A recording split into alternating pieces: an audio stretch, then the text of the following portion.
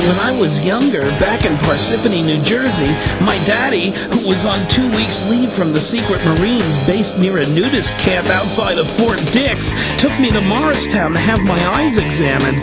We sat in the waiting room for almost an hour, nervously thumbing through the magazines. Highlights Goofus and Gallant was my favorite, while trying to ignore the occasional muffled screams we could hear coming through the wall. I remember watching Daddy salute some old photo of President Eisenhower in one of the mags and thinking how Ike would have looked better with lipstick and one of those propeller beanies. Wouldn't that be funny? He would have looked like some giant glob of monosodium glutamate. Hydrogenated, dude. When my time arrived, I went into the doctor's office alone. There was a folding chair over to the side, and the doc said he'd be right with me as soon as he was finished with this last patient.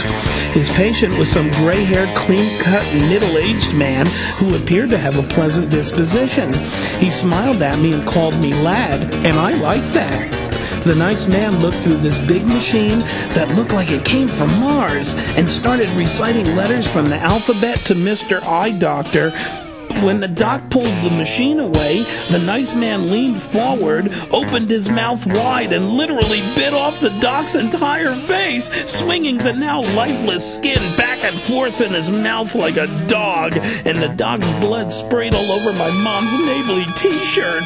The doc's eyes were dangling in every which way and direction, and his nose was totally gone. His teeth looked like a skeleton, but with tons and tons of pulsating blood flowing from all the torn muscle tissue. He had a ghastly kind of skeletal smile as he gurgled and moaned and knocked into the machines, breaking a lot of glass and making a real mess. The nice man in the chair spit out Doc's face and began swinging from the overhead hanging light fixtures like a chimpanzee, laughing hysterically. Somehow the doc still had his glasses on with the blood squirting all over the inside of the lenses. He needed those funny trick glasses with the battery-operated windshield wipers on them, except on the inside. The doc kind of reminded me of that photo of old Ike, but much more animated and colorful. The nice man soon dropped to the floor, pushed the doc aside, and ran out into the street right in front of a speeding bus, which squashed him like a grape. His glasses flew off just in the nick of time, however, into the gutter.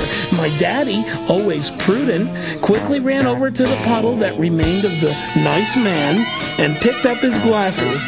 Pleased with himself, he approached me and carefully placed them on my face.